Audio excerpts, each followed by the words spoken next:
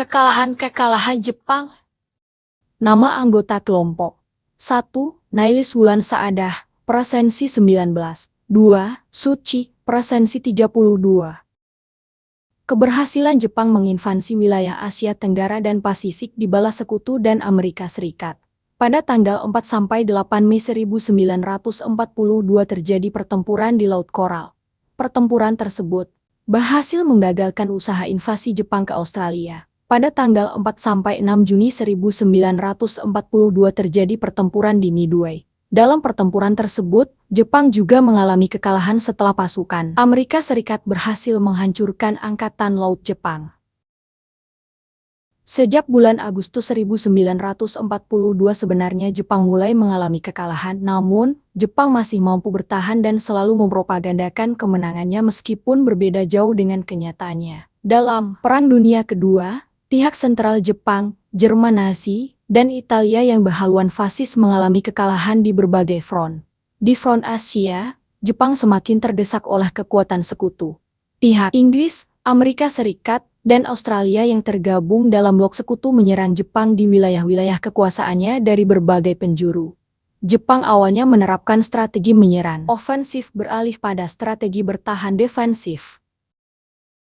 Jepang terus mengalami kekalahan, karena itu Jepang menjanjikan kemerdekaan bagi bangsa Indonesia dan mengizinkan bendera merah putih berkibar serta lagu Indonesia Raya dikumandangkan. Hal tersebut dilakukan agar Jepang mendapat bantuan dan dukungan dari rakyat Indonesia. Jepang semakin terdesak dalam perang, bahkan banyak armada perang Jepang yang dikalahkan sekutu, baik di sekitar Pasifik maupun di wilayah Asia Tenggara. Salah satu pertempuran yang cukup memukul Jepang di Indonesia terjadi di Kalimantan. Wilayah pertama yang dikuasai Jepang di Indonesia yaitu Tarakan, diserang oleh sekutu. Sekutu merebut kembali ladang-ladang minyak yang merupakan fasilitas strategis dan sangat dibutuhkan dalam perang dari tangan Jepang. Akibat serangan tersebut, kota Tarakan hancur dan banyak warga lokal, orang Jawa, dan keturunan Tionghoa yang mengungsi. Balikpapan yang merupakan salah satu wilayah penting bagi Jepang juga diserang Australia pada Juli 1945.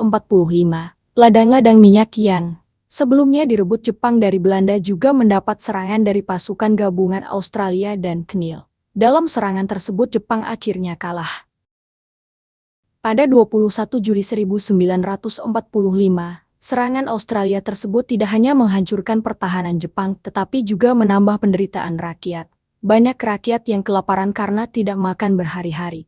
Setelah Jepang menyerah, pihak Australia membagikan makanan kepada rakyat Balikpapan.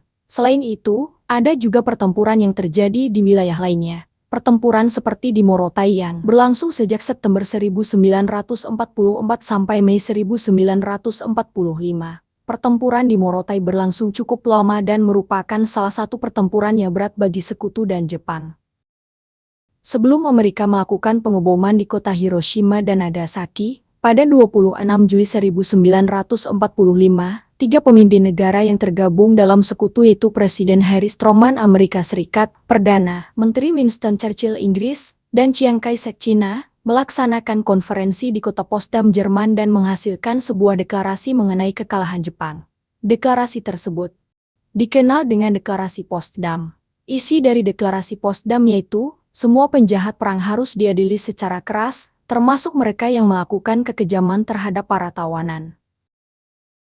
Pemerintah Jepang harus memberi kebebasan dan melakukan demokrasi, serta penghormatan hak asasi manusia. Pemerintah Jepang juga diberikan kesempatan untuk memilih mengakhiri perang sekutu dengan cara menyerah tanpa syarat atau memilih penghancuran secara besar-besaran. Jepang menolak isi deklarasi tersebut. Atas dasar sikap tersebut, Amerika Serikat menjatuhkan bom di kota Hiroshima dan Nagasaki. Bom nuklir Little Boy dijatuhkan di kota Hiroshima dan bom nuklir Fatman dijatuhkan di kota Nagasaki. Sekutu tidak hanya menyerang Jepang di wilayah jajahannya, tetapi juga menyerang di negeri Jepang. Sebagai pukulan terakhir, Amerika Serikat menjatuhkan bom di kota Hiroshima tanggal 6 Agustus 1945 dan kota Nagasaki tanggal 9 Agustus 1945. Diperkirakan jumlah korban yang meninggal di Hiroshima sebanyak 140.000 jiwa, dan di Nagasaki ada 74.000 jiwa. Pengeboman tersebut membuat Jepang tidak mempunyai pilihan lain selain menyerah. Pengeboman tersebut dapat dikatakan sebagai puncak operasi militer sekutu. Sekutu juga melakukan pengeboman kawasan-kawasan industri strategis di Jepang, termasuk industri galangan kapal. Hancurnya armada-armada dagang tersebut menghambat pasokan bahan mentah seperti batu bara, besi, besi baja, karet, dan minyak bumi dari negara yang didudukinya, termasuk minyak bumi dari Indonesia. Jepang memang sangat bergantung pada bahan mentah dan bahan baku dari luar negeri untuk menghidupi industrinya.